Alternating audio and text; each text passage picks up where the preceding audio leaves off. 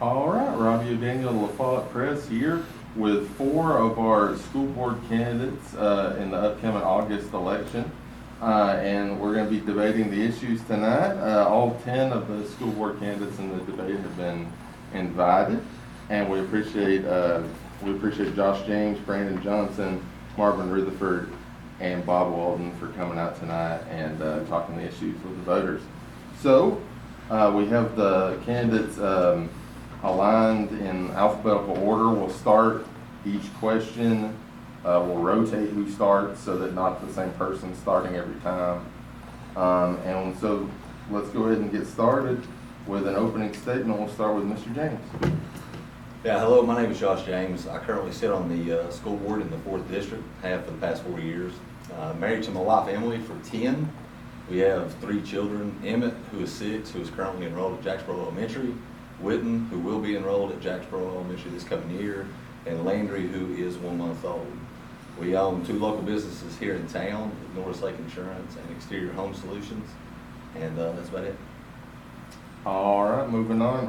Mr. Johnson, opening statement. Hey guys, my name is Brandon Johnson. It's great to be with you all here tonight. I'm excited for an open and honest thoughts about from different candidates. We're all running in different races, which is kind of unique, or 4 different seats, I should say. So it's a little unique of an evening, but I appreciate the La Follette Press having this forum where we can just talk openly and honestly and candidly about the issues. My name is Brandon Johnson. I'm a local business owner. I own and operate Eagle Tire Pros right on the main 4-lane. Also happens to be based in my district, the 3rd District. My father started the business nearly 30 years ago, and I had the opportunity to work through the business and take it over for him. Only time I've lived away from Campbell County is really when I went to school. I went to East Tennessee State University, where I earned bachelor's degrees and a master's degree in business. Since moving back here, I've been hyper involved in the community. You've seen me lead the local Lions Club. I'm currently president of the Rotary Club, the director for Special Olympics throughout Campbell County. And in addition to that, I had the honor, probably the biggest honor of my entire life, of leading the Carrollville Cares Inclusive Playground Project. So now I'm hoping to take those skills and what I've learned and put them to use on the school board. Appreciate your consideration and look forward to hearing all these great ideas this evening. Thank you, Robbie. All right, moving on to Mr. Rutherford, an opening statement. Hello, my name is Marvin Rutherford. I'm seeking the 2nd District School Board. I'm a lifelong resident of Campbell County. I've raised 3 children through our school system, and I'm a 1984 graduate of Campbell County High School. And I appreciate your vote and support. Thank you. All right, and then rounding out Mr. Walden, an opening statement. Thank you again, Robbie, for inviting us. My name is Bob Walden. I am a candidate for the 5th District School Board. I recently retired from Campbell County Board of Education after 23 years of teaching and being an administrator. I'm also a small business owner in the community. I've been married for 40 years.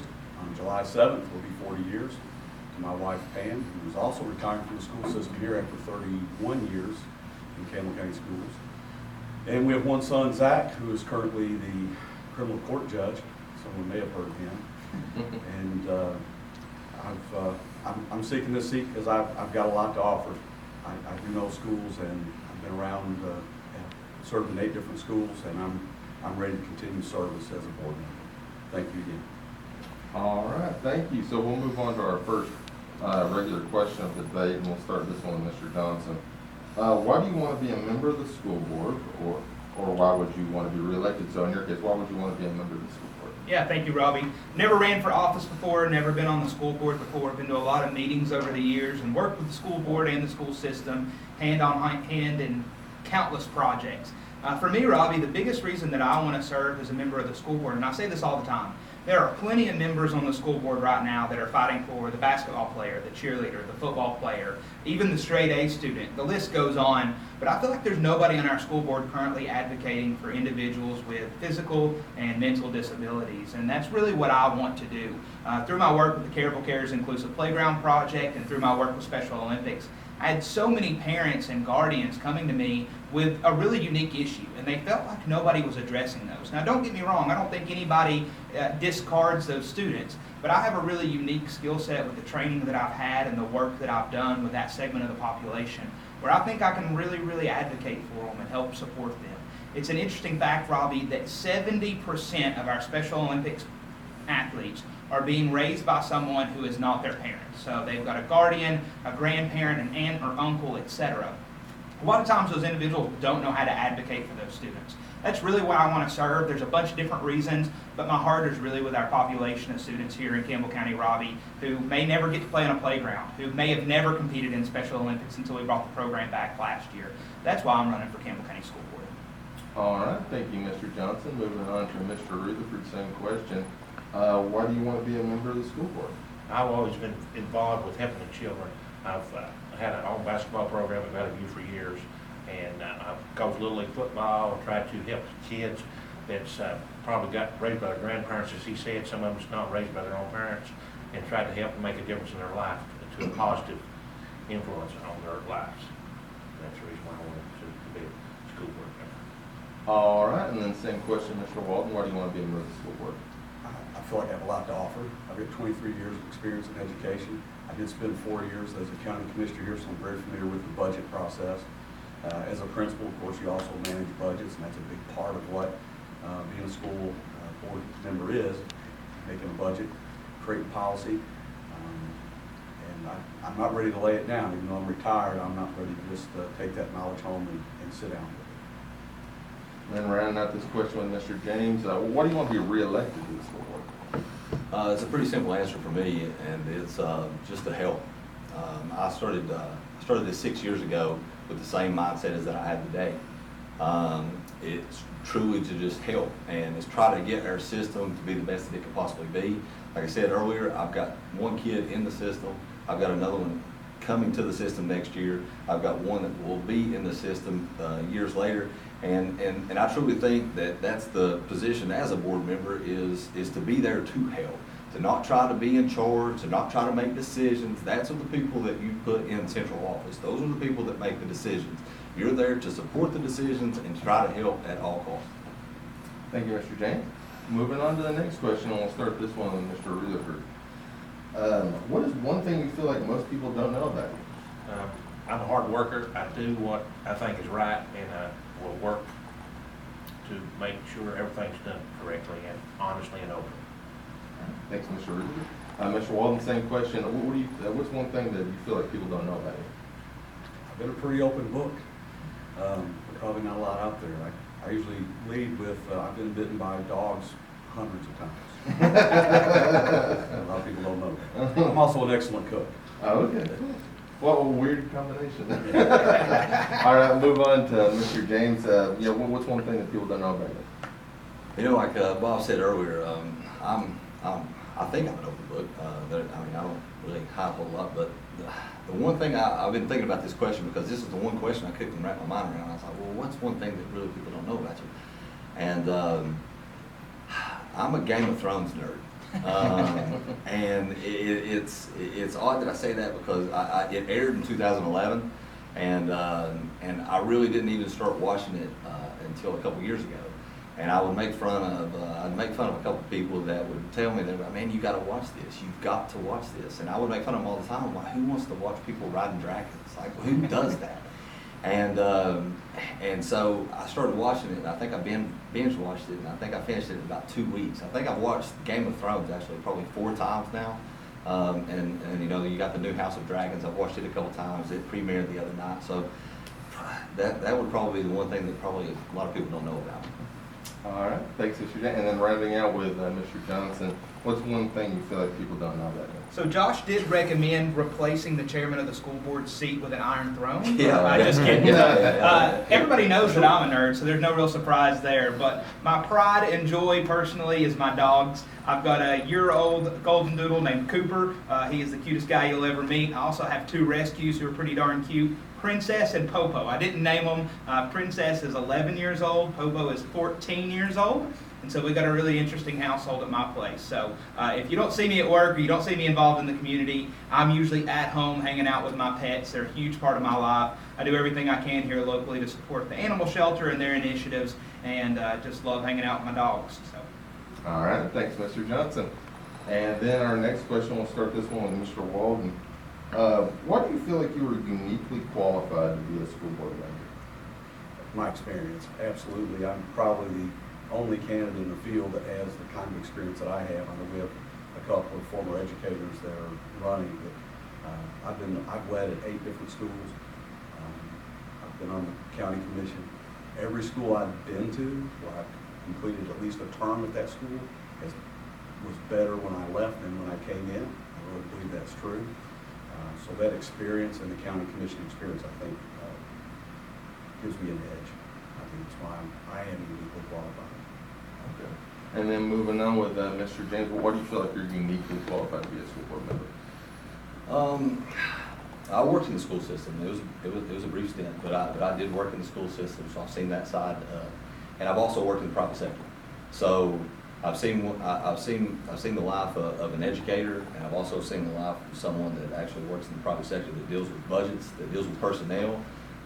So I think those two things of doing both, being in education and then being in the private sector, working with budgets, working with personnel on a daily basis, I think that's what makes me uniquely qualified. Okay. And then moving on to Mr. Johnson, what do you feel like you're uniquely qualified to be a school board member? Yeah, I think there's kind of two paths for me to answer this question. On a personal side, I don't have kids in the system. And a lot of times people say, well, Brandon, you don't have kids in the system. Why do you want to serve?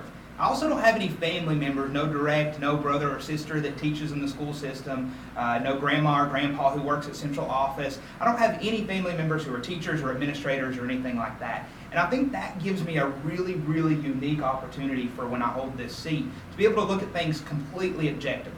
Not running to get anybody a job, I'm not running to help out any kids in my family, nothing like that. And then professionally, I think I have a really unique background of being a small business owner, being active here in the community. Not only do I have a business where we have 12 employees, where we're doing everything from human resources to training to public relations, I've also sat on the board of directors for large corporations, one of which is based in Morristown. It's called Volunteer Blind Industries. The whole concept of it is to give blind and visually impaired individuals dignity through work. So instead of somebody who may have lost their eyesight or never had eyesight sitting at home and drawing a check off the government, we have this nonprofit organization with almost 200 employees right here in East Tennessee where we put those people to work, let them earn dignity through a paycheck.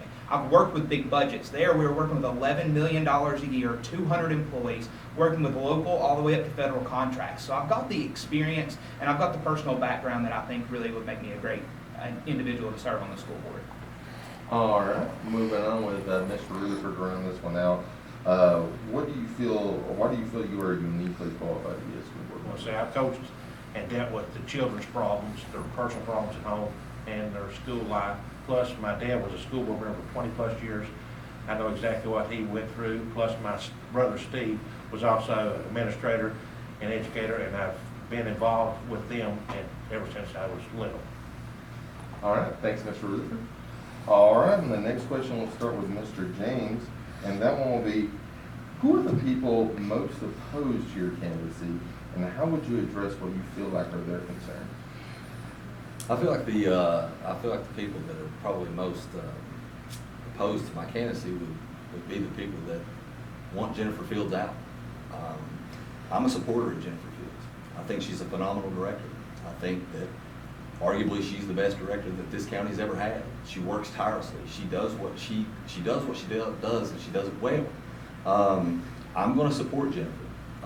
The numbers don't lie. Data does not lie. Our county has increased in growth 5 out of the last 6 years, with just that 1 year being a COVID year. So I'm a numbers guy. It's kind of how I make a living. So when I look at numbers and I see our numbers increasing year after year after year, you can not like her. That's fine. People don't like me, and that's fine. But to argue that she's not a good director, that's probably the people that oppose my candidacy, is because I support Director Fields. Thank you, Mr. James. Mr. Johnson, you're next. The same question. Who are the people most opposed to your candidacy, and how would you address what you feel like are their concerns? Yeah, thank you, Robbie. Since starting this campaign, we have knocked on hundreds of doors in the community and just been really overwhelmed by the support. The only kind of weird question that I get a lot of times is, again, just like I talked about earlier, Brandon, you're running, you don't have kids. Why would you even want to serve on the school board? And it's because I care about my community. I want to see Campbell County be a better place to live, work, and play. Honestly, I think my generation, the generations that are represented here, in a lot of ways are almost lost. They're set in their ways, they've got their ways of thinking, and things aren't going to change. I think Campbell County is a wonderful place to live, but I think we have a lot of potential. The only way we're going to change our future is by working to better the opportunities that our kids have. And if we can do that through our schools, we can have a lot better school system and a better community. But one of the things that I would say to those individuals who say, Brandon, you don't have kids, why do you want to be on the school board? Is one, I've got the proven track record of caring about kids, rolling up my sleeves, doing the hard work and making things happen. And then two, I can't imagine the conflict that a teacher, for example, must feel when they've got to decide if they're going to put Jimmy on the basketball team or not, and Jimmy's mom may serve on the school board, right? I just can't imagine how tough that would feel. And even if you have a great person, perception's reality. We've got to be really, really careful about nepotism in our community. I don't have any of those ties to people in the school system. I don't have any of those ties through kids. And so I would always say, folks, having somebody on the school board that doesn't have kids, I think, can be a real advantage and give people a voice in our community and a way to share and express things. All right, thanks, Mr. Johnson. Mr. Rutherford, same question. Who are the people most opposed to your candidacy, and how would you address what you feel like are their concerns? My wife is the only one that I know. She said, why do you want to get involved for? I said, well, I've always loved being involved with kids. That's the reason exactly, but my wife is the one who votes for me. But she's still going to vote for me. That's good, that's good. I think. Thanks, Mr. Rutherford. And then rounding out this question with Mr. Walden, who are the people most opposed to your candidacy, and how would you address what you feel like are their concerns? I'll be honest with you, I don't know anybody that's opposed to my candidacy. I don't even think my opponent is opposed to my candidacy as far as that goes. He's a nice young man, and I don't know why anybody would be opposed to a 23-year veteran teacher or principal serving on the school board. All right. All right, and the next question will start with Mr. Johnson. Let's see. If you win election, what will be your #1 priority and why? I've got two things that I want to do week one on the job, Robbie. One, perception's reality, right? We need a stronger nepotism policy in our school board and our school system to make sure that that perception of, hey, somebody's getting a job because they're related or their family or something like that, we need to strengthen that policy to reflect other counties throughout East Tennessee and throughout the state in general. So that's number one. Number two, a lot of people don't realize school board members get paid for serving on the school board. I've never been paid for anything that I've done. I've never gotten any compensation for leading the Careful Cares Project or Special Olympics. I don't want the money. So one of the things that I want to do as well is I want to see the school board compensation lowered to $1 a year, right? We shouldn't be doing this. We do this for the kids. I think most of the people here, I think everybody here would agree with that. We're not doing this for some type of paycheck. We're doing this because we care about the kids. And folks may run for the paycheck or the insurance or something like that. Let's get rid of that. Let's make sure that everybody's #1 objective is helping our students, our community, our teachers, our administrators, and our staff, not about taking home a paycheck. So week one on the job, those are the two things you can expect from me. All right, thanks, Mr. Johnson. Mr. Rutherford, same question. If you win election to the school board, what will be your #1 priority and why? I would introduce myself to all the administrators, teachers, and make myself available to them for any problems or concerns they have, along with all the students, make sure they know who I am, come to me with a problem, and make myself known to the public. All right, thanks, Mr. Rutherford. Mr. Walden, same question. If you win election to the school board, what will be your #1 priority and why? Well, actually, I had a few things coming in, policy-wise. Some things and practices that I've seen as a principal that need to be changed have to do with financing schools, how they run their offices. We shouldn't be making children or having children raise money to participate in programs. I want to address that kind of thing. But I just learned within the last few weeks that Jellicoe Elementary School has gone without a gym floor for the last year. And I haven't heard anybody jumping up and down and screaming about it. And I probably would have really pressed hard and would want to see that as a priority. I don't know why we go that long without repairing the gym floor. I know there were some issues in delaying it, but a year, that knocked all those kids out of that entire PE program for a year, from what I understand, pretty much anyway. So that would probably be my first priority, and then there are 3 or 4 or 5 things I know that need to be addressed with policy changes. All right, thanks, Mr. Walden. And then rounding out this question with Mr. James, if you win the re-election to the school board, what will be your #1 priority and why? In-house finance at the Board of Education. It's comical that we run a $40-something million budget and we have no clue on how much money we have. It's comical that for the director of schools to spend any money, it's literally got to go through an act of Congress to be able to spend our money. So that would be my number one priority is in-house finance. I believe if we had in-house finance at the Board of Education, things would run a lot more smoothly than what they do now because, like I said, I'm over the budget finance. I am the committee chair, and I can't tell you today on how much money we have in our undesignated fund balance because you can't get an honest answer. So in-house finance, I will push for it day one to, if reelected, to all the way to year 4. So in-house finance.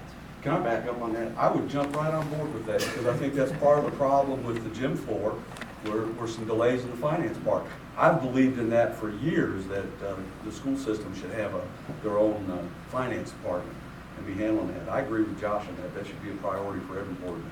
They should be pushing toward that as a group. And from my research, we're actually one of the very few counties throughout the state of Tennessee that doesn't have a separate finance department for the school system. So in Campbell County, it's all one. I think there's 13. Yeah, very, 13 very total. small percentage Yeah. of schools that are combined, or systems that are combined, and I agree with you, Josh. Yep. All right, well, moving on. With the next question, we'll start with Mr. Rutherford. Okay, what is the campaign slogan that you use in your campaign's advertisements, such as yard signs, door hangers, billboards, etc.? How did you choose that slogan, and what does it mean? Well, I've been involved with the children. It said, our children, our community, our future, which our children are our community and future. That's my slogan for them. And I chose it because I wanted them to try to help them improve on their positive influence and to make a better life for themselves and their families.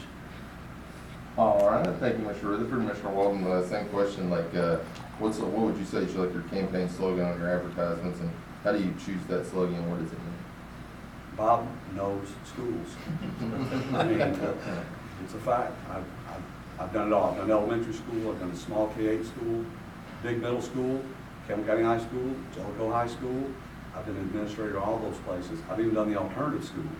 So I don't think there's anybody with my background experience that would have any more knowledge about how schools are run. So Bob knows schools.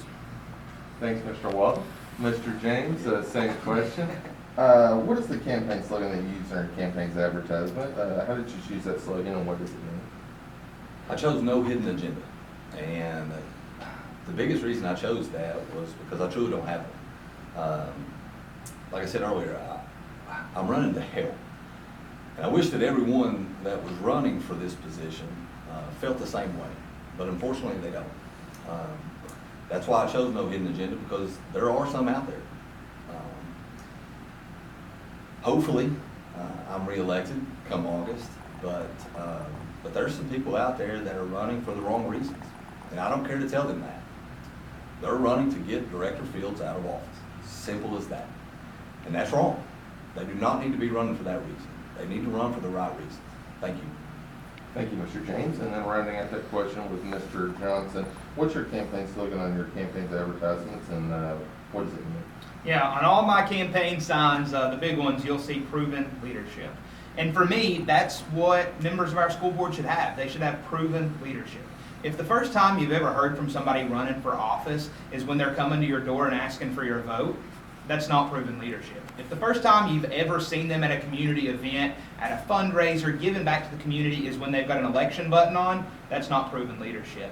A few years ago, Robbie, we sat down with a group of the brightest and most passionate young adults in our community and formed Caraville Cares. Proven leadership is taking that project from an idea, driving around late at night in a car, thinking about ways to make Campbell County better, to opening day, which we just experienced 2 months ago.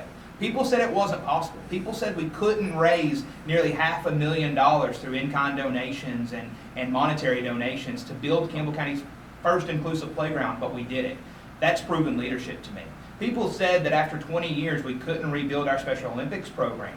Just last month, we had 100 athletes with intellectual disabilities from ages 2 to ages 47 at Campbell County High School track, competing in our second annual track and field event. That's proven leadership. I've got a record, Robbie, just not in the business world, but in our community, of taking a project from just an idea, a dream, and a wish, and making it happen. I think that's what we need on our school board. We need people who just can't talk about the ideas. We need people that have a record of making those ideas actually happen and making Campbell County a better place, and I think I'm that person.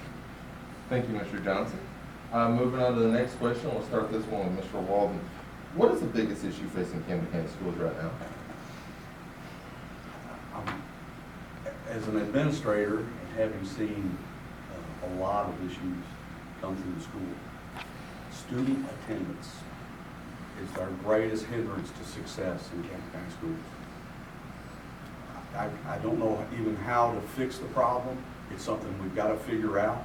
But our attendance, I think probably every school in the county would be rated as an F from year to year in the chronic absenteeism, which means that at least 10% of students miss 10% of the time.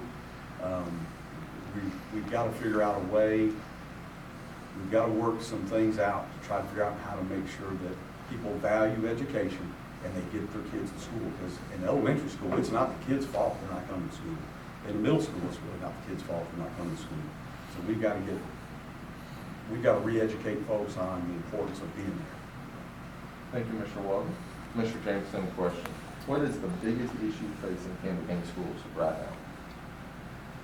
Probably gonna help you three out with this answer. I think it's our board, to be honest with you. For the last year, it's been horrible. I apologize. It's embarrassing. We're horribly split. We're not getting anything accomplished. We're not thinking about our children. We're not thinking about our students, our admin, our teachers. So right now, I think that the board right now, I think we're failing. And I apologize, I do. But right now, I do think that that's our biggest issue. Thank you, Mr. James. Mr. Johnson, same question.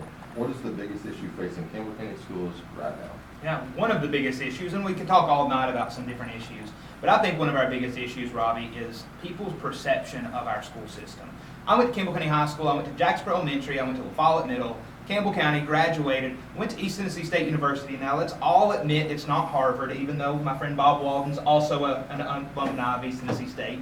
But it's not Harvard, right? Bucks. Go Bucks. But when I got to college, I didn't struggle. I'm not a very smart guy. I'm somebody that has to work really hard and study and go to tutoring. I'm not naturally gifted in making straight A's. I've got to work for it. But when I went to East Tennessee State, I didn't struggle. And that's because of the quality education that I got going to Campbell County Public Schools.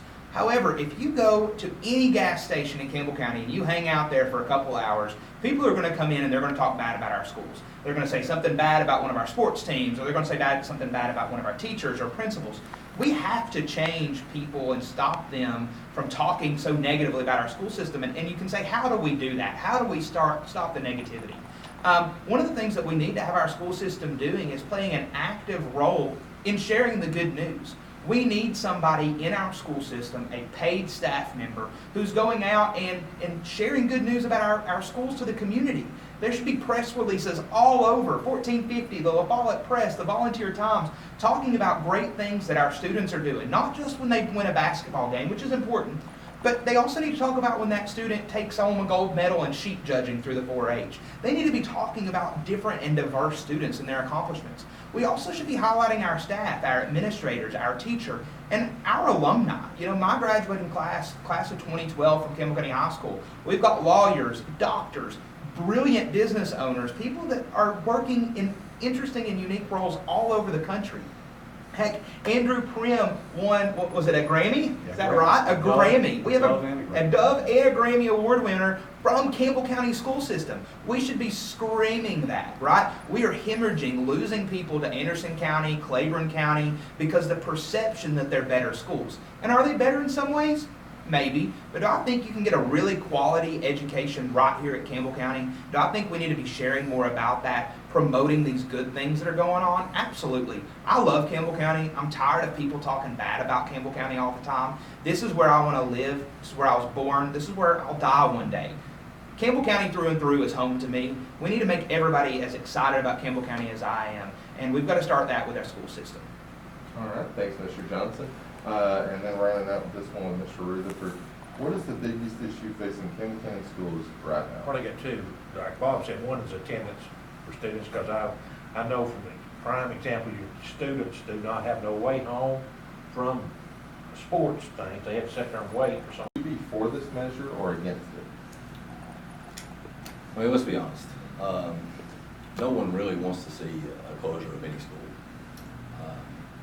But yes, unfortunately, the answer is yes. I think the last two that were closed down were actually in my district, Ridgewood, Stony Fork. So it happens everywhere. But right now, we have done a phenomenal job of securing those smaller schools. We've done a phenomenal job from a budget standpoint where right now that's not even in question. But if we had to meet an annual budget, the answer is yes. I mean, at the end of the day, you hate to see it, but if it has to be done, it has to be done. All right, thanks, Mr. James. Same question, Mr. Johnson. If a smaller elementary school in the system were proposed to be eliminated in the future to meet the budget, would you be for this measure or against it? Robbie, great question. Let me be clear. I will do everything that I can to support, promote, and protect the smaller schools in our county. Those schools, in so many ways, are the lifeblood. Just last night, I drove past Elk Valley. Elk Valley is the lifeblood to that community. Wynn, White Oak, Jellicoe, etc. Those small schools that we're talking about are the most important things in those communities. You know, you can see what happened at Jellicoe when they went to the state tournament, right? It was electric.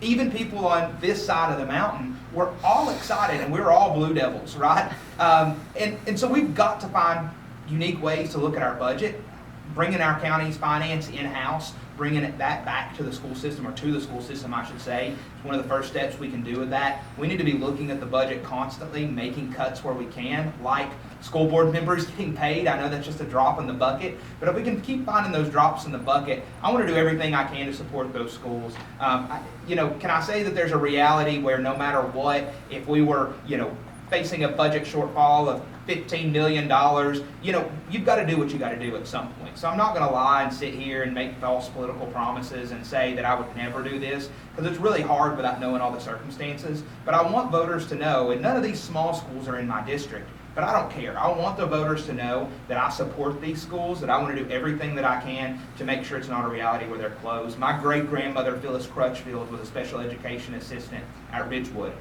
I grew up hanging out with her in the back of her class, going to see her support events at Ridgewood.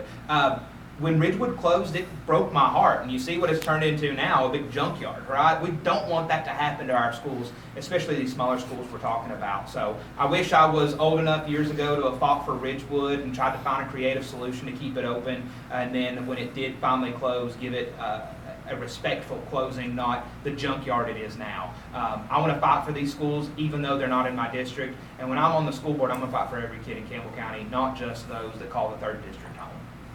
All right, thanks, Mr. Johnson. Mr. Rutherford, same question. If a smaller elementary school in the system were proposed to be eliminated to meet the budget, would you be for this measure or against it? Totally against. Due to, I see kids up now at 5 or 5:30 in the morning trying to catch a bus. And if you cut some of the schools out, then you're gonna cause more problems for transportation, and kids get up earlier than they do now. All right, thanks, Mr. Rutherford. And then Mr. Walden, same question. If a smaller elementary school in the system were proposed to be eliminated in order to meet the budget, would you be for this measure or against it? Budgets are budgets, but I've said this over and over again. I've served in 4 of the 5 small schools in the district. Jellicoe High School will be considered a small school. Jellicoe Elementary School, White Oak, and Wynn. Those schools serve as, like Brandon said, they're the lifeblood of those communities.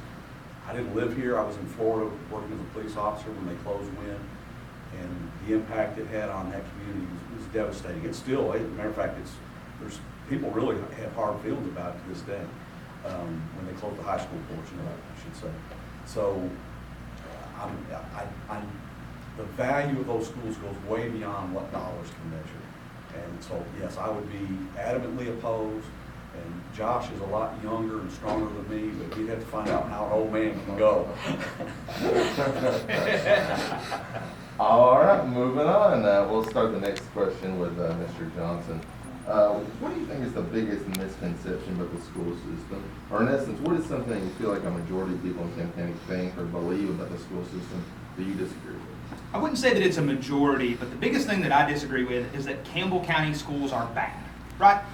Are there some bad aspects of our school system? Absolutely, right? Are there bad aspects or things that aren't perfect in anything? Absolutely. Is my business perfect? No. Are my relationships perfect? No. Are there ways that we can improve? Absolutely. But just waking up one day and deciding to be an enemy to our Campbell County school system is the silliest thing that I've ever heard. I can go on all day long about the quality education that I feel like I got at Campbell County High School and the elementary and middle school. I think of people like Linda Prim. I think of people like Tammy Teague. I think of people like Lieutenant Colonel Canute Salveson, Master Sergeant Tierney. I go all the way back to elementary school. I think about Joan Crutchfield. I think about these educators that I have, and there's dozens that made such an impact on me and gave me a quality education. Now, do we have some educators who may not be pulling their weight? Absolutely. Do we have some staff members? Do we have some things where we can improve? 100%. One of my friends and mentors, when we were talking about this, told me, he said, Brandon, there's a lid for every pot. And to me, that means there's a spot for everybody, right? And those top performing teachers, we need to support them. We need to encourage them. We need to show them that they're appreciated, and we need to celebrate them. Eagle Tire Pros, over the last 4 years, we've been doing a Teacher of the Week free oil change, which doesn't sound like much, but it's cost us over $20,000 to run that program that we're giving right back to teachers through free service to their vehicle. Is an oil change a big deal? No, right? It's $50, $75, depending on what kind of vehicle they have, maybe a little more. But it's something that we do to let teachers know that we appreciate them, right? The biggest misconception is that our schools are bad, right? Just a little bit of bad does not in any way, shape, or form outweigh all the good. And I can tell you countless parents that would say that they feel like their kids got a quality education, and I feel like I got a quality education. I'm a supporter of our school system. I want to make it better, and those things that aren't so great, I want to find a way we can change them. All right, thanks, Mr. Johnson. Mr. Rutherford, same question. What do you think is the biggest misconception about the school system? Well, I hear a lot that the schools are not equal with the teaching. That the school's got better teachers than this one. I hear that all the time. That's not true. It's not true. That's one of the misconceptions about our school system. Thank you, Mr. Rutherford. Mr. Walden, same question. What do you think is the biggest misconception about the school system? Probably in line with what Brandon said.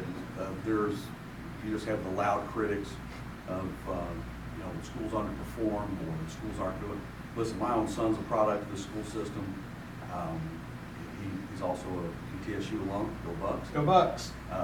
Graduated in 4 years, 2 bachelor's degree, a scholarship to a university down in a state south of here. I can't say it. To get a law degree, I mean, to get a scholarship to law school is a big deal. You've got to be performing. Zach can tell you, he got everything he needed at Campbell County High School, LaFollette Middle School, East LaFollette School. He got everything he was equipped to do. He was able to do it to become, the youngest trial court judge in America, and that's a big stinking deal. Now here in Campbell County, another one probably should be lauded some. He would eschew it. I know that, listen, I've worked in 8 different schools. Our teachers work like dogs. They absolutely pour their heart and soul, especially our elementary school teachers. I'll fight you over an elementary school teacher. Say something bad about one of our elementary school teachers. If they're pulling their weight, I promise you, they are pulling more than their weight. They're doing everything they can. And our kids come to school, all kinds of issues. Not everybody's coming from a nice home-cooked meal and clean clothes and a clean house and mom and dad at home who are kissing each other goodbye in the morning. And we have a lot to overcome at school so those kids feel safe and secure and want to be there and can learn.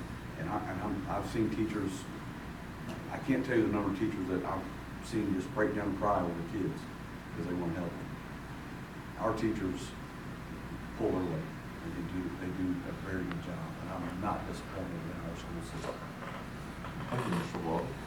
And then Mr. James, running this one out, what is the biggest misconception about the school system? One thing I see a lot on social media is the fifth district. The fifth district goes without. The fifth district goes without. It's districts 1 through 4 get everything. I think that's the biggest misconception. From a funding standpoint, the kids in the fifth district, the students in the fifth district actually receive almost double the amount in funding as the kids at Carroll Elementary.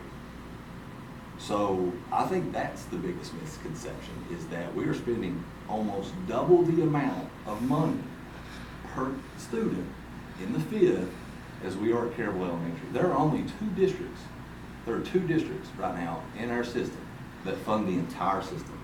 It has District 3 and District 4.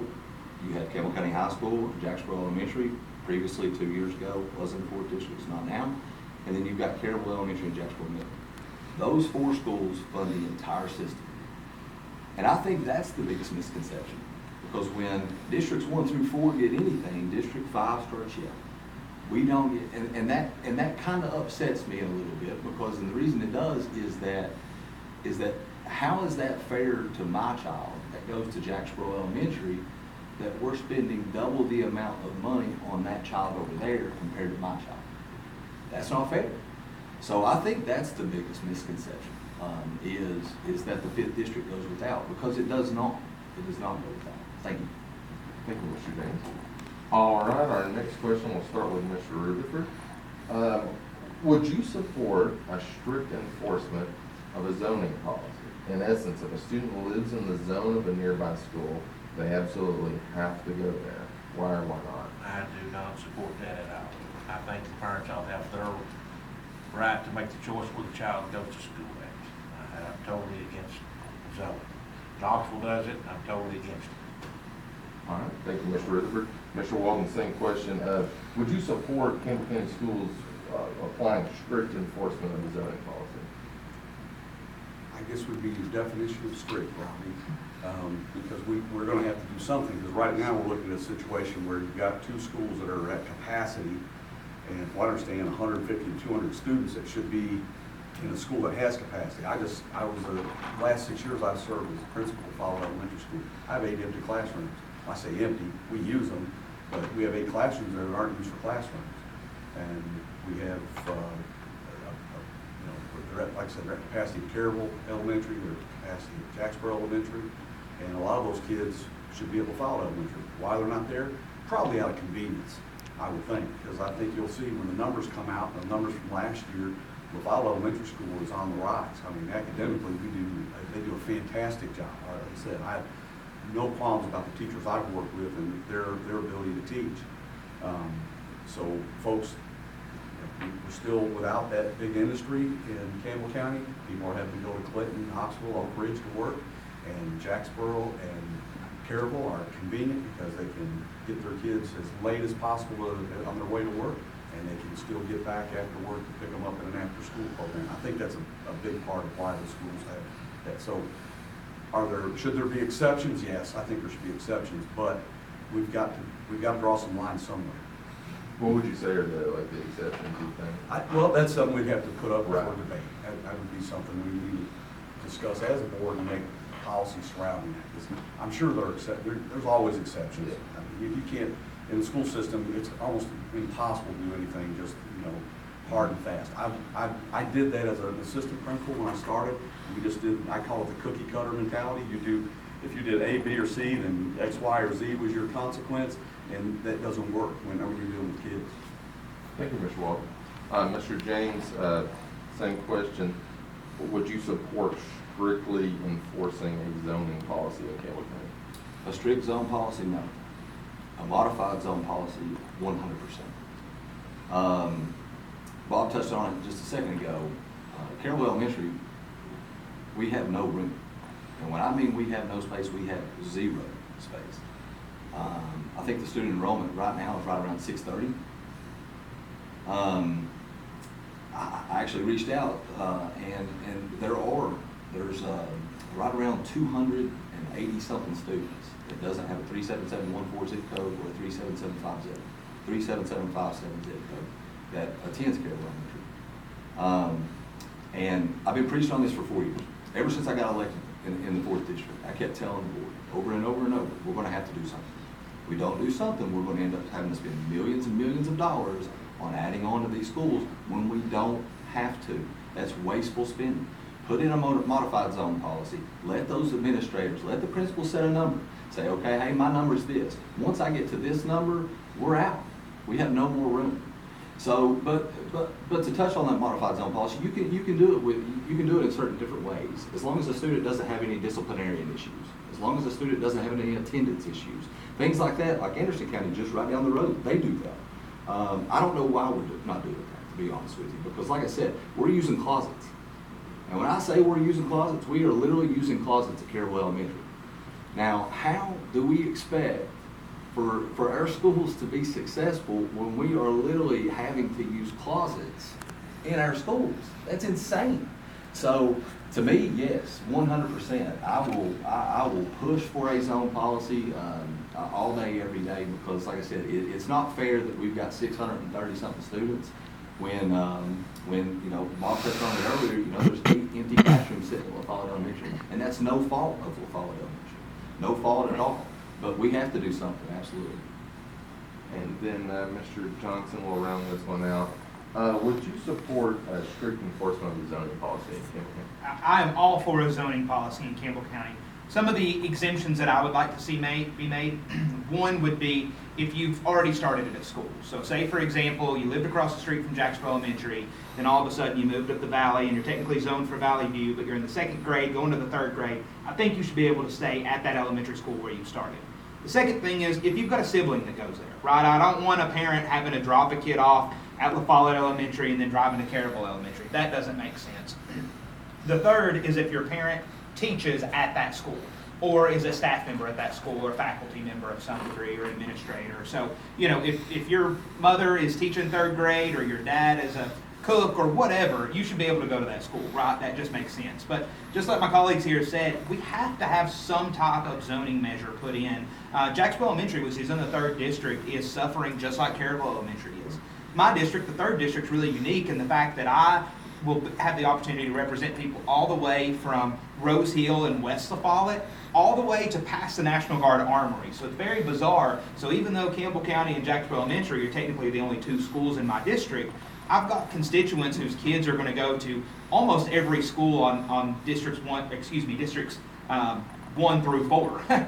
So I've got to kind of pay mind to all of those. One of the things from a community perspective that I think we can do to really help change that, to get more kids excited about going to La Follette Elementary, La Follette Middle, and I've said it once, I'll say it 100 times, I received a wonderful quality education at La Follette Middle School. Just some huge giants there, you know, Tammy Teague, Alan Miller, the list goes on and on and on about quality teachers that are there, Crystal Crabtree. One of the things that from a community perspective we're going to be able to do, we've got a group of about a dozen of us that are currently working on bringing a Boys and Girls Club to Campbell County. We've actually started getting close to signing some paperwork. There should be a lot of press come out of it over the next few months, but we're excited about that. We found a location in La Follette to kind of be the pilot location that can help about 75 students.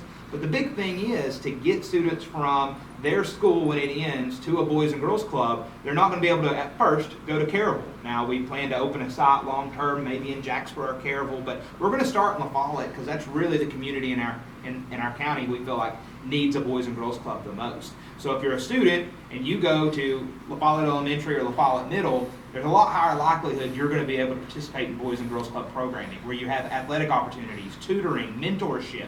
So I think we're going to have a stronger zoning policy or a zoning policy instituted with some reasonable exceptions, but then also it's going to take the community stepping up, supporting schools, making sure that no one school is more popular than the other. You know, my entire life it feels like Jacksboro schools have been more popular than La Follette schools.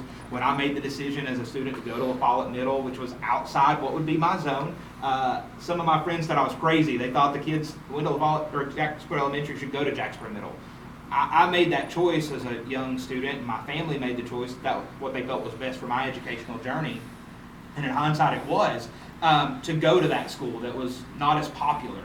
I received a wonderful education, made lifelong friends. If I had to do it over again, I would choose La Follette Middle 100 times. Not that Jacksboro Middle School is not a wonderful middle school, but we've got to work on changing this stigma that, oh, this is a bad school, this is a good school. There's quality educators at every single school in our county. We've got to give them the tools to succeed. All right, thanks, Mr. Johnson. Next question, we'll start with Mr. Walden on this one. And that is, in today's climate of school shootings and violence in the news, is there anything the school district should do to make parents feel safer by sending their kids to school? Or is the school district's current approach to that? We have a good approach. I'm a strong advocate of the school resource officer program. Quite honestly, I think I was the first advocate for SRO programs in Campbell County. So that's a good first step. I hope parents realize that those are certified police officers, real live deputy sheriffs that are spending time in our schools every single day. So that's a good measure. The big measure when you talk about school violence and those kind of things that are going on is that climate and culture of the school. I'm a huge climate and culture guy. 13, 14 years ago, it was kind of a natural thing for me to build a relationship with kids, but I didn't understand that wasn't as natural for everyone. So about 13, 14 years ago, we embarked on a program, we call it Capturing Kids' Hearts. It was a countywide program. It was pretty expensive. We had a few, we call them squeaky wheels, kind of put a stop on it as a county system-wide or systematic way to address behavior and relationships countywide. I've implemented it to some degree or another at every school I've been to. When I went to La Follette Middle School, it was the first year that we implemented that program. I was assistant principal under Robbie Headley. Robbie and I both bought the program hook, line, and sinker. The vast majority of the staff there did. We saw our number of altercations, physical altercations between students drop about 95% by the time we had it fully implemented, and we'd had some practice with it from the start of the year to December, and then from December to April, literally changed about 90 to 95% of those types of incidents at school.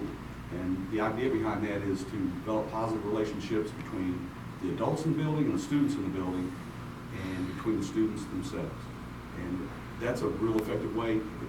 It's not as measurable sometimes as some things. It's not like you're a discipline thing where you're suspending them and writing it down and you can document that that's what happened. It's a much more subtle way of going about things. I hope that my parents, the parents of my students that I've served in the last 23 years, see that that's what they've done. And I think if you took a survey and ask students, they would tell you that if they can explain it, that's exactly what they would see. It's a good positive thing between myself and the kids, between the teachers and the kids. And that goes a long way to alleviating a lot of those problems. All right, thank you, Mr. Walton. Mr. James, same question. In today's climate of school shootings and violence in the news, is there anything the school district should do to make parents feel safer about sending their kids to school, or is the school district's current approach to that? To be honest with you, it's a shame that we even have to ask the question in the debate. But unfortunately, we live in a society where you have to. I think the school's approach right now, I think we've done a phenomenal job of working with the Campbell County Sheriff's Department. I think Sheriff Martin's done a phenomenal job of fielding the Campbell County Board of Education with phenomenal SROs. Do I think that maybe we could amp that up just a little bit? Maybe. I think the schools that have got 600 plus students, having one SRO to watch 600 plus students is a tall task. So maybe the schools that have a little bit larger of enrollment, I wouldn't be opposed whatsoever to trying to fund maybe another SRO, because that's a lot of ground to cover. When you've got 4 or 5 different wings in schools, that's a lot of ground to cover for one SRO. So maybe that. Matter of fact, yeah, I would be all on board for trying to fund some more SROs. But right now, like I said, I think we've got the right solution right now. All right, thanks, Mr. James. Mr. Johnson, same question. In today's climate of school shootings and violence in the news, is there anything the school district should do to make parents feel safer about sending their kids to schools, or is the school district's current approach the best? Great question, Robbie. I'm very proud that Campbell County Schools and Campbell County Sheriff's Office have such a strong, robust partnership with school resource officers. Not every school throughout the country has a school resource officer. I know that may sound crazy to some folks, but we should be really, really proud of the fact that we do. And not only do we have SROs, we have good SROs. Brian Osborne, for example, is a superstar, right? Not only is he an SRO, but he's constantly interacting with the kids and getting to know them, right? It's not just about having some rough and tough and stoic police officer in the schools. It's about having a friendly face, somebody that can make these kids who may come from homes where they don't like the police, right? It's popular not to like our police. I think our police are wonderful people. My stepfather was in law enforcement for 20 plus years and now teaches at the collegiate level. So I have a great deal of respect for our police officers. But one thing I'd like to see us do to make our schools safer, I'd like to see us have metal detectors, especially at our high schools. Go through, do some initial screening, even random screening, try to amp up that safety a little more. I'm going to steal an idea from Bob Walden, actually, in one of our recent conversations. Bob was saying that we need school resource officers at some of our summer events. We've got summer school going on, but you go to the school, there's likely not a school resource officer there, right? We need to make sure that we're analyzing these things. We need to make sure we're finding these little missed spots, making our educational journey for students as safe as humanly possible. And then on the other side of that, Robbie, one thing I'll touch on about just this culture of violence and anger and hatred that just our country has come to. We've got this whole idea that if you think different than me, I hate you, we're enemies, we're opposed to each other, et cetera, et cetera. One thing that I'm doing already to work on changing that is a unique partnership with Campbell County Schools and our Special Olympics program. So I wrote a grant and got approved for something that's going to make our schools, all 12 of them next year, something called Unified Champion Schools. And what this does is it's going to deploy at least $1,500 in funding to all 12 schools in our county. It's going to pay an educator $1,000 to help administer this program. Sick and tired of asking our teachers to do more work for less pay. We all know they're underpaid and overworked, right? Let's start to try to change that. But what Unified Champion Schools do is it gives funding directly to help on making your schools more inclusive, especially the community with intellectual disabilities. And this is a scientific program. 96% of people who have completed the Unified Champion School program feel like their school's a nicer place and that bullying's not as much of an issue. Now, is this a silver bullet? Is this going to cure bullying? Absolutely not. But from the community, we have to start helping our schools, just like I'm attempting to do with this Unified Champion School program, in building a culture where things like violence aren't popular, right? Violence is everywhere. We've got to make sure that our kids know, like, hey, loving somebody that's different than you is okay. Loving a kid that may be in a wheelchair instead of making fun of them is okay. Loving a kid that's next to you in class, inviting them to come play with you, getting them on your cheerleading team that may have an intellectual disability is okay. And if we can start teaching kids at the youngest possible age that, hey, it's okay to be different. It's okay to have different ideas. It's okay to think differently.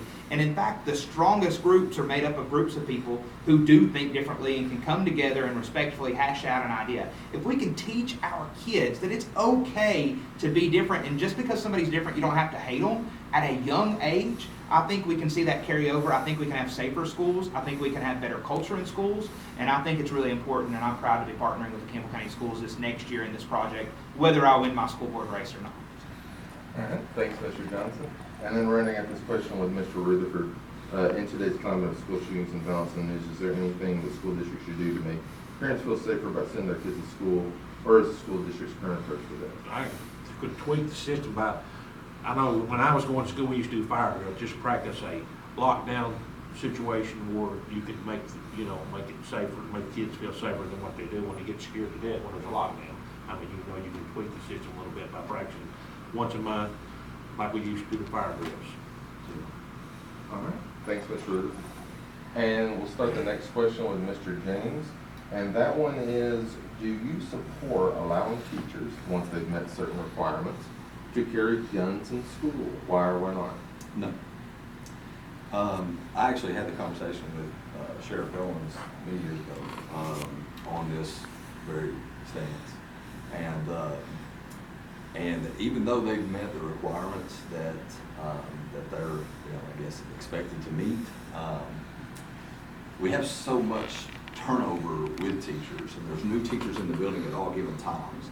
And when you're in that instance, I can't even imagine being in that instance, but if you're in that instance, being able to gauge who's a teacher, who's not a teacher, who's an admin, who's not an admin, who's care. I mean, that all happens within seconds. Law enforcement officers, that's what they do for a living.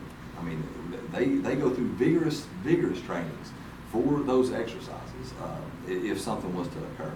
And I just don't agree with someone who has gone to school to be an educator to chime in on that kind of situation if need be. Not saying that they wouldn't be good at it if it was, but I'm just saying that to me it's just I don't think it's a good idea. I don't think it's a good idea at all. So no. Thank you, Mr. James. Mr. Johnson, same question. Do you support allowing teachers, once they've met certain requirements, to carry guns and officers, right? I think we can continue to make our schools safer places.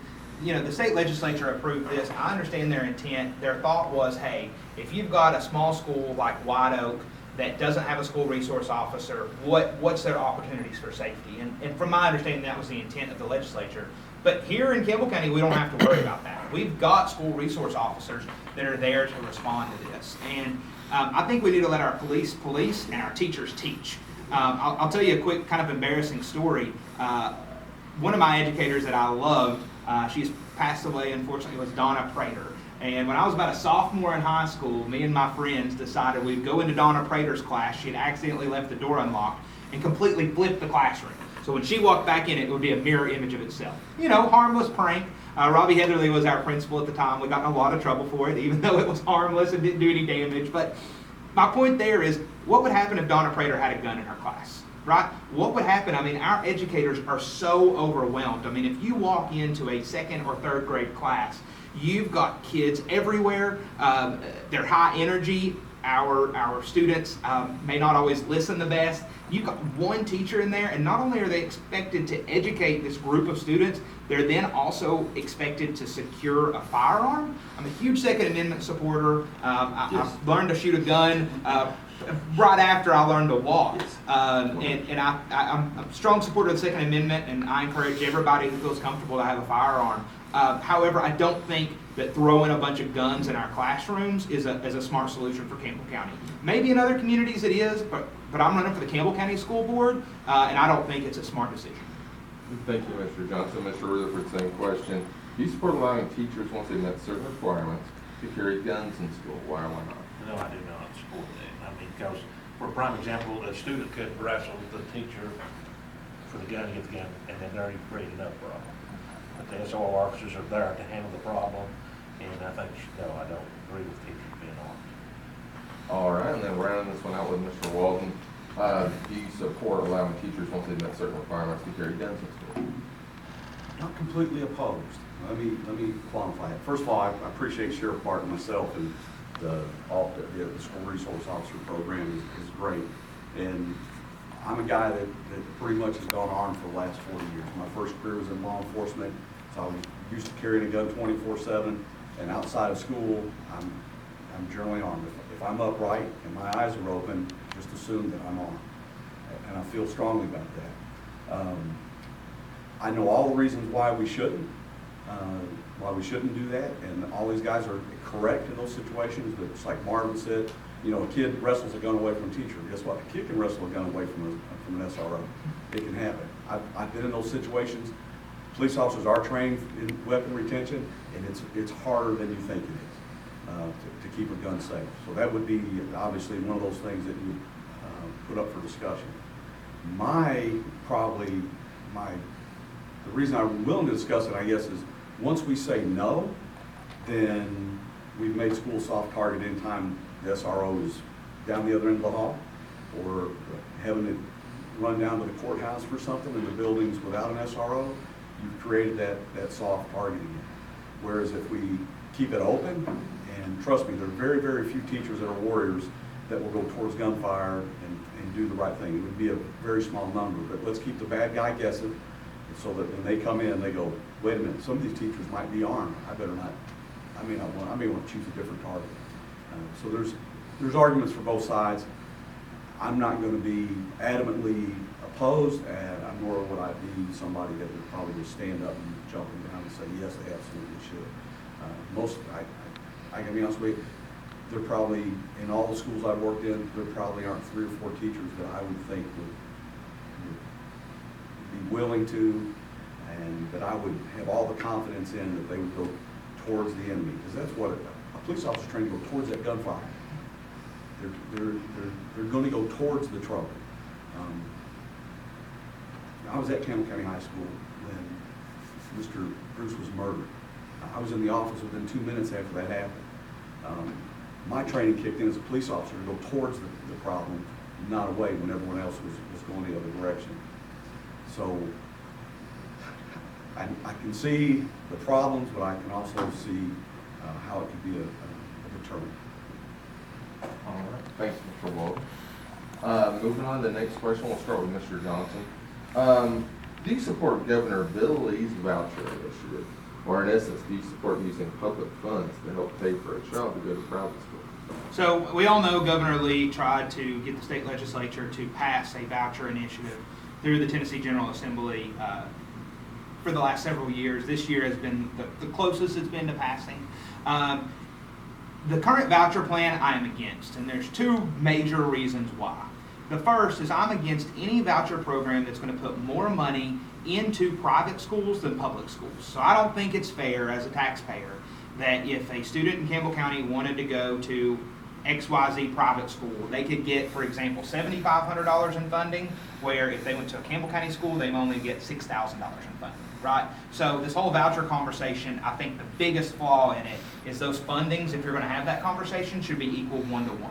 The second thing is I'm opposed to any voucher plan that doesn't have our students taking the same testing across the board. Now, we can all talk all day long about the issues with standardized testing, this third grade retention law, all of the nightmares that have happened with that. The state legislature is doing some good things for education, and they're doing some really bad things for education, in my opinion. We've got to make sure, though, that if this voucher thing is going to become a reality, and Governor Lee wants it to, there are political groups dumping millions of dollars into Tennessee right now to make sure that vouchers pass this next legislative session. But the legislative bill needs to make sure that before there's any further conversation, that if our students are going to be expected to take a certain test, that the private school students should also be expected, and those results should be reported in the exact same way.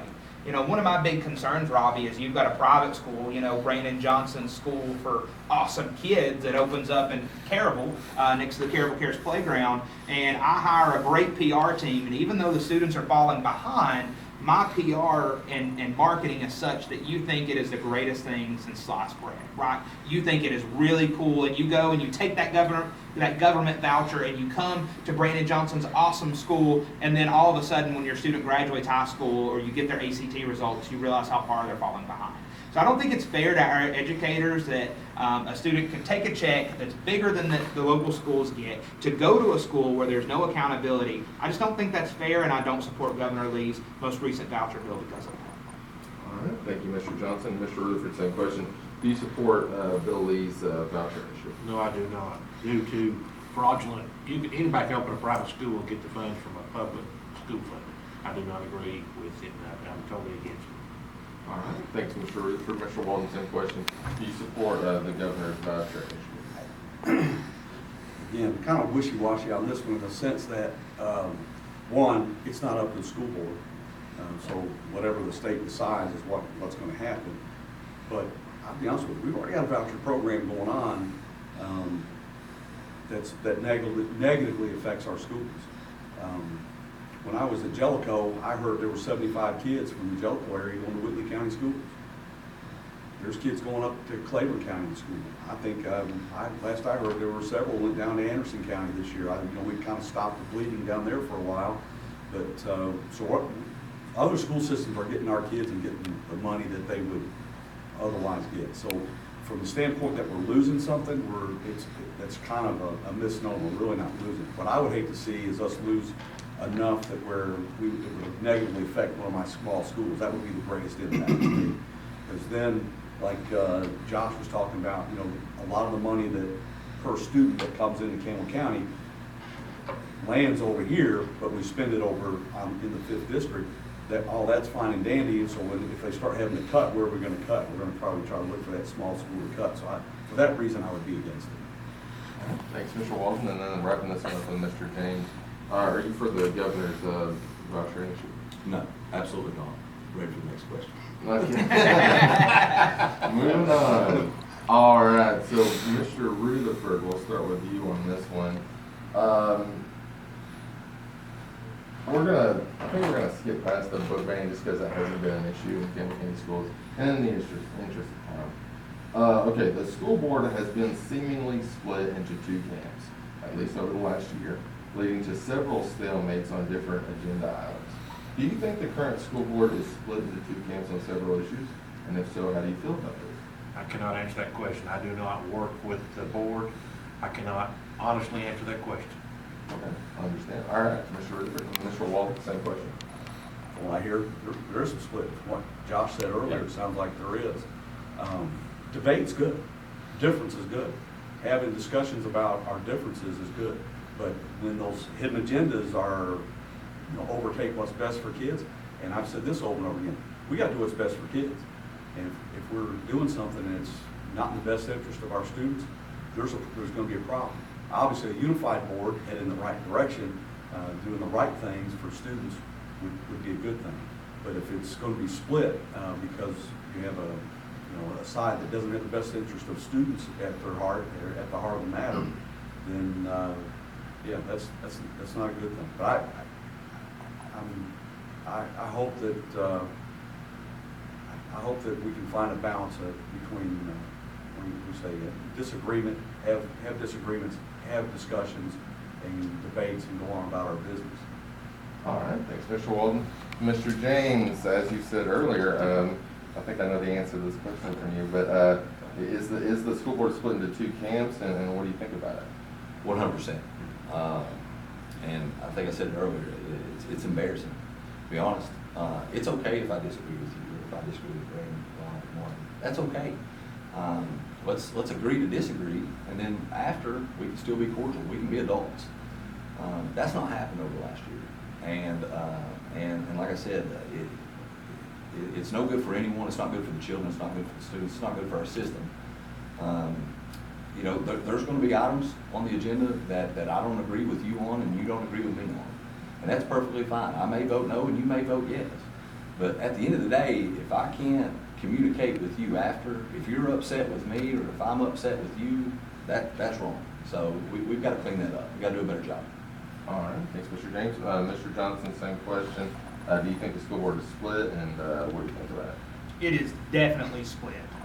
No offense, Mr. Rutherford, but you can look at social media, and I watch every single school board meeting live stream through some of our local news places, and it's obvious. I mean, you can see comments and likes on social media, and my goodness, sometimes I just look around and think, where are the adults in the room, right? And I say that as a millennial, right? I'm 30 years old, and I'm thinking, what in the world is going on with people that are my parents' and grandparents' age, fighting each other tooth and nail? Where has compromise gone? Where has loving your neighbor gone? Where has been able to work with people gone? And I'll tell you, I really feel optimistic that when I'm elected to the school board, I can work with all of these people, right? But right now there's so many hidden agendas, hidden motives, people fighting for this person, people jockeying to get this friend a job. The list goes on and on and on, and politics from the local level all the way to the national level is so nasty, right? And people just want to fight each other tooth and nail constantly. We've got to work on having some unity for our school board. Our students deserve that. And we have to have everybody say, even if I don't get my way, that's okay. We have to have school board members who are going to stand up and they're going to say, I'm going to advocate for my idea. And even if my idea doesn't happen, as long as everything's done ethically and morally, I'm going to support whatever the outcome is. When I'm on the school board, Robbie, if there's an idea that passes, something that I don't agree with, that happens, as long as it's done morally and ethically, I'm going to get on board with it, right? Our students deserve our school board to work together and to be able to come up with creative solutions to the problems that we're facing today. If you can't work with other people, if you are just going to fight everybody tooth and nail because you didn't get your way and work in the background and say ugly things about people, why are you on our school board? We're here for the students, not for our own personal agendas. All right, thanks, Mr. Johnson. Moving on to the next question, we'll start with Mr. Walton on this one. How would you make sure that the school board is run in an open fashion? I gotta be honest, I'm not sure I understand the question, because it should be, everything's supposed to be open, it's what the sunshine is about. I don't know what the consequences are for violating that. When I was on the county commission, I'm sure there were violations of that. I did everything within my power to avoid those types of things, because one, I didn't want to embarrass myself by being called out on it, but I think you've got to, stick to the job of the school board. a school board member's job isn't to get somebody's cousin a job, or their cousin a job, or their friend a job, or replace principals, or anything else. That's not the school board member's job. School board members are there to make policy, set a budget, and hire and fire a director. All right, thanks, Mr. Walton. Mr. James, same question. How would you make sure that the school board's running in an open fashion? I don't know if you really can, to be honest with you. You've obviously got people out there that do have personal agendas, and those work behind the scenes. That's unfortunate. But yeah, open fashion, yeah, I think I said it earlier. I'm an open book. If you ask me how I feel about something, I'm going to tell you exactly how I feel about it. You may not like it, but I'm going to tell you how I feel about it. But you know, Bob touched on it. You know, there is a sunshine law, and you know, one or two or more meet, you break it. And but yeah, I'm in agreement. I mean, yeah, everything should be open. Thank you, Mr. James. Mr. Johnson, same question. How would you make sure that the school board is running in an open fashion? Great question. Transparency is important. We need to let the constituents, the students, even people who don't live in our community, let's let them know what's going on, right? We should not have anything in our school system, virtually anything to hide, right? Now, of course, there's some personnel matters that may need to stay sensitive or something like that. But we need to be as open and transparent as possible. Some of the things that I would like to see happen, you know, these live streams of the school board meetings that I'm talking about. I think we need Campbell County Public Schools Facebook page, their website, posted on YouTube. We need to have recordings of these school board meetings where you can actually hear school board members, where you can hear Director Fields talk.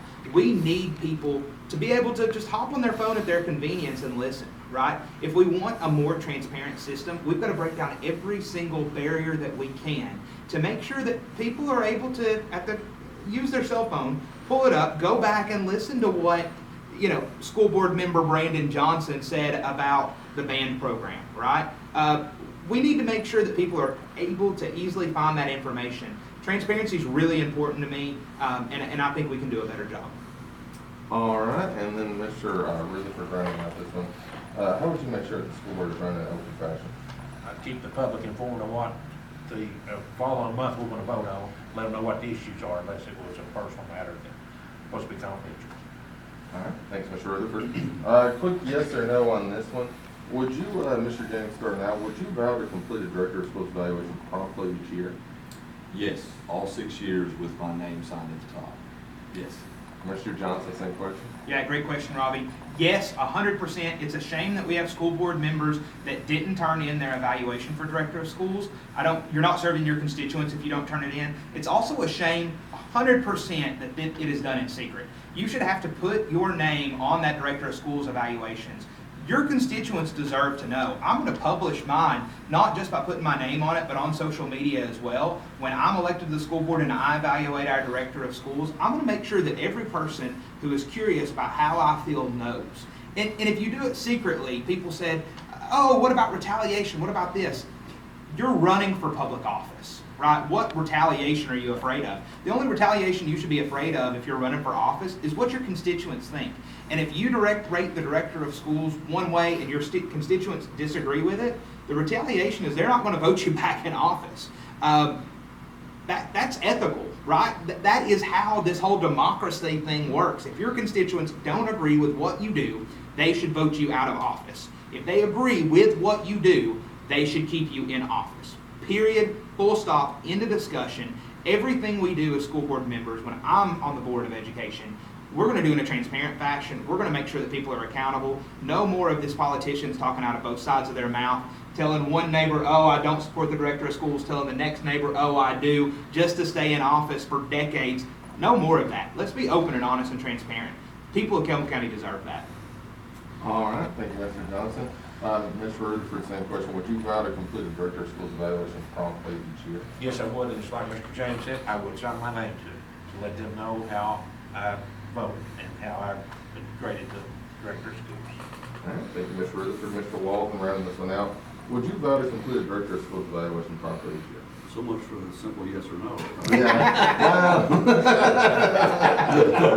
Robbie, I do, as a school principal, a school with staff of 40, I do anywhere from 40 to 80, 90 evaluations of teachers every year. Actually, more than that if you count the different criteria that we evaluate. Evaluate them on their instructional practices, how they plan, and what kind of classroom they run. Then we also evaluate the professionals at the end. And it's done face-to-face. I tell every single one of them what they are, what they did, where they need to improve, what they do great, what they need to work on. We work on it as a team. It works out great. Absolutely 100%, I'm going to do my job to evaluate the director, and absolutely 100%, it's not going to be anonymous. That's probably the most ridiculous thing that I've ever heard. I mean, why would you anonymously evaluate them unless you're trying to hide something? I don't know.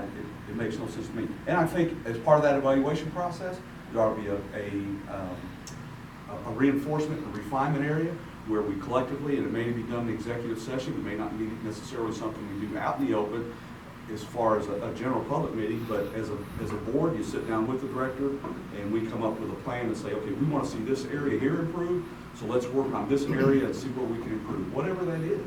I don't know what the criteria are for the director's evaluation, but if there are places that need to be stronger, then let's sit down and we come up collectively with a plan. We don't just look at that person. I don't just look at that teacher and go, you need to get better at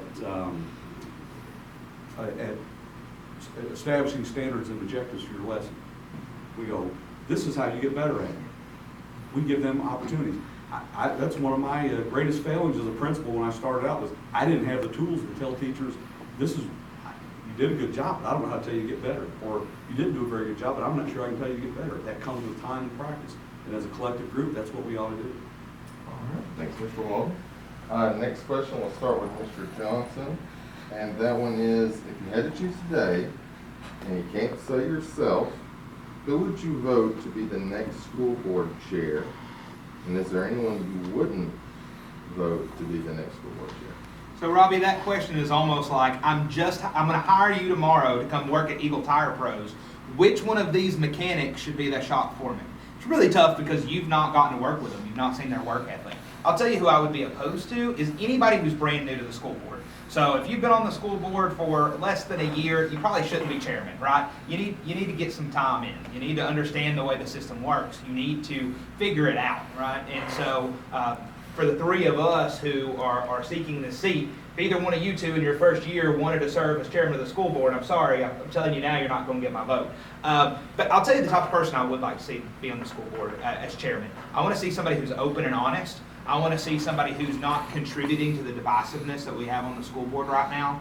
I want to see somebody, and it's okay if they have different ideas than I do.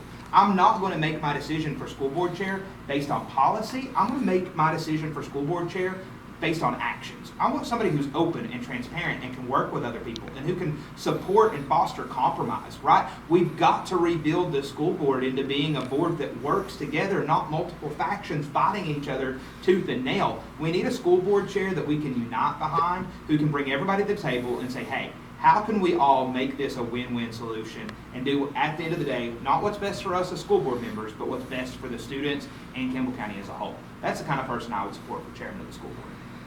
Thank you, Mr. Johnson. Mr. Rutherford, same question. If you had to choose today, and you can't say yourself, who would you vote to be the next school board chair? And is there anyone you would be against? I'm not against any of them. I know most of them, and I would vote for anyone that does the right thing, open and honest. And I don't know, I've not worked with them, so I can't really say which one I vote for. All right, thanks, Mr. Rutherford. Mr. Walden, same question. If you had to choose today, who would you vote to be the next school board chair, and is there anyone you'd be against? No idea, not against anybody. Okay. Yeah. Thanks, Mr. Walden. Mr. James, round this one out. Who would you vote to be the next school board chair, and who would you be against? You want me to name names, or you just want me to give you an answer? If you want to name names. Don't do it. I mean, if I had to choose right now, I would probably choose Randy Haley. I think Randy's done a phenomenal job as a board member. He's level-headed. He thinks things through. He's a great board member.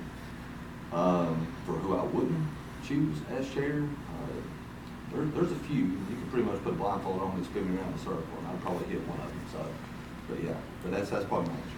All right, thanks, Mr. James. And I'll echo what you say. Being in the 3rd district, I can't say enough good things about Randy. Not saying that I would vote for him, but it mentally, when I think of who it would be, Randy's at the top of my list of people that I would want to consider. Because again, I've been incredibly impressed with his service over the last couple of years. He's open, he's honest, he's transparent. I think he really has the kids' best interest in mind. And I'm personally really proud to call him my current representative on the Campbell County School Board. All right, this is our last regular question. We're going to start this with Mr. Rutherford. How do you feel about the performance of Jennifer Fields as the director of schools? And if you were on the school board at the time, would you have voted to extend her contract? I cannot answer that question. I don't personally know Ms. Fields. I don't know how they evaluate her on her job performance. I cannot answer that question truthfully and honestly, so I cannot, because I'm not working with her. Oh. All right, thanks, Mr. Rutherford.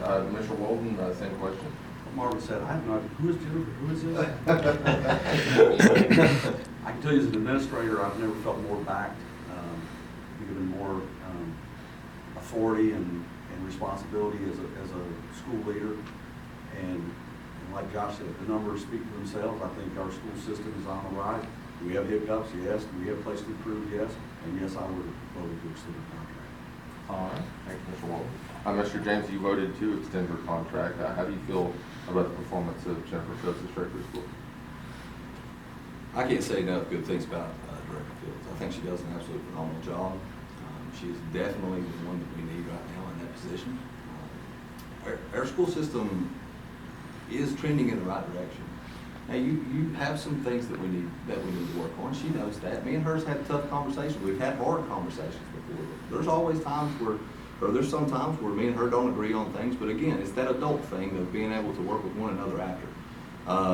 But yes, I did vote to extend her contract. If I had voted today, again, I would vote to extend her contract. Like I said, I think she's done a phenomenal job, and I think that she's leading us in the direction that we need to be led. And currently, I think she's got now 3 more years left. But like I said, she's a phenomenal director, and Campbell County Schools are very, very lucky to have her. All right, thanks, Mr. James. Rounding this one out with Mr. Johnson. How do you feel about the performance of Jennifer Fields as director of schools? And if you were on the school board at the time, would you have voted to extend her contract? Yeah, great question, Robbie. So Ronald Reagan is one of my heroes, and he has a great quote that says, "My 80% friend is not a 20% traitor." That's the way that I feel about Director Fields. Do I agree with her on everything? Absolutely not, right? You're not probably going to agree with anybody. And are there things that I strongly disagree with? Absolutely. But I do feel like we agree on the vast majority of the issues. Are there some things I want to see changed? Are there some of those hard conversations that week 1 on the job that I want to sit down with Director Fields and have? Absolutely. Do I think that other things she's done I should pat her on the back and praise her for? Absolutely. I think that one of the biggest pitfalls in this with the school board, again, is these anonymous evaluations. So we have members of the school board saying she does a great job, 3s across the board, perfect score. Okay, come on. There's only one perfect person that's ever walked this earth, right? And with all due respect to Jennifer Fields, it wasn't her, right? It was my Lord and Savior, Jesus Christ. So there's only been one perfect person. Let's give her opportunities to improve. And on the other side, if you gave all 0s or 1s and no critical ability for feedback, how is she supposed to improve? You know, if you sit down at your job and you walk into a letter one day that says that you're doing terrible at something with no feedback, no way to improve, no metrics, no steps to get better, what do you expect out of the director of schools, right? And you've got people that are candidly too cowardly to put their name on these evaluations so that Director Fields can even have these conversations with her. She deserves better. Our students deserve better. Let's take Director Fields on these things where maybe she doesn't do a perfect job and work on improving those. And those things that she does good, let's celebrate those. Those things that our school does good, let's celebrate that. Now, even though I'm an 86% friend, I will say I would not have voted for the contract extension. And here's why. It has nothing to do with Jennifer Fields' performance. Let me be clear. My decision on a contract extension would have nothing to do with her performance. My decision would have to do around timing. Right? We have a school board where there's multiple people not running for their seat again. We have a school board race where there's people that are being challenged for their seats. Right? There's a whole lot going on right now. I don't support when the United States Congress goes through and they've got a lame duck and they're trying to scoot in a Supreme Court justice, whether it's the Republican Party or the Democrats. I'm against it across the board, even if it helps the political ideology I believe in. I'm just against that process. I feel like Director Fields had quite a bit of time on her contract. And I do think that that should have been a decision for the new school board. So again, I would have voted to delay that, just based on the simple fact of, I think, we should have a seat at the table. And just like my seat, Johnny Burge has held this seat for 24 years. If I get elected to this seat, I don't really have an option. I've already been locked into working with Director Fields, whether I support her or not. I really do think that the next school board, that side, I think that the school board members should have been, the new school board members or the new school board as a whole, should have been given that opportunity to go in, make their own evaluation, and make a decision from there. All right, thanks, Mr. Johnson. And we've finally come to the end. I thank everybody for their patience. We just played a game of 20 questions, that's all. And so here's the closing statement. We'll start off with Mr. Walden. I've been trusted by the people of this community with their children for the last 23 years. I hope, and I know I've made mistakes, I'm far from that perfect person that some of us here believe in and follow. But here's the deal. I love kids, I love this community, I love this county. I moved here on purpose. I moved 850 miles to live here, to raise my son here, and have never regretted it. Have never, and once I got here, I got here as quick as I could and I stayed. And because I have been entrusted with the children of this community for 23 years, I'm asking for folks to vote for me for the school board in the 5th District. And thank you for having this opportunity for us to have this discussion. Thank you for being here. Thank you, Mr. Walden. Mr. James, closing statement. Thank you. I don't think I thanked you to start off, so I apologize about that. But thank you to the Fall Press for having us out. I wish we'd had more participation, but things happen. But the people of the 4th District has trusted me for 4 years, and I've not taken that lightly. Every decision that I make, I think it through. Like I said, I've got children that are going through this system, and I'm hoping that I get 4 more years, because like I said earlier, I care about our community. This is my home. This has been my home for 40 years.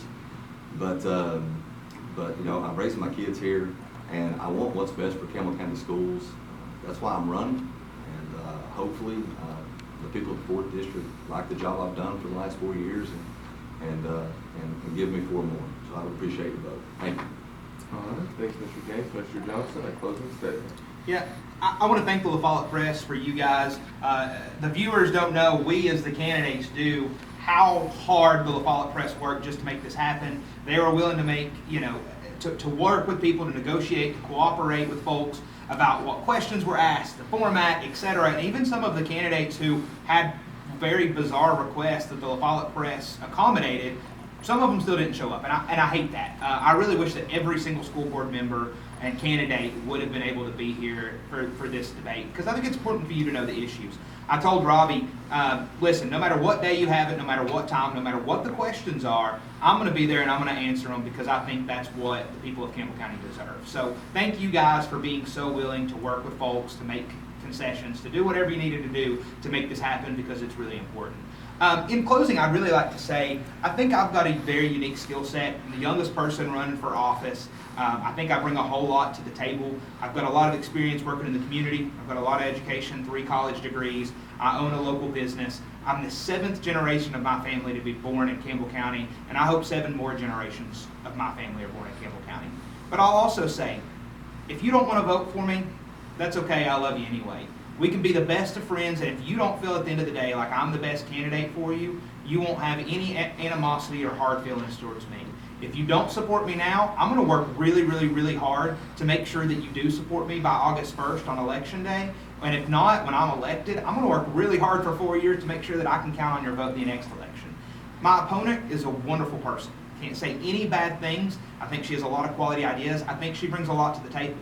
If I win, I hope that she'll support me, because if I don't win, I pledge to support her and continue fighting for kids in Campbell County, just like I've been doing my entire adult life. I can pledge to continue giving back. I want this opportunity to serve, and I'm humbled for the chance to run, and I'm glad to ask for your vote and your consideration come August 1st.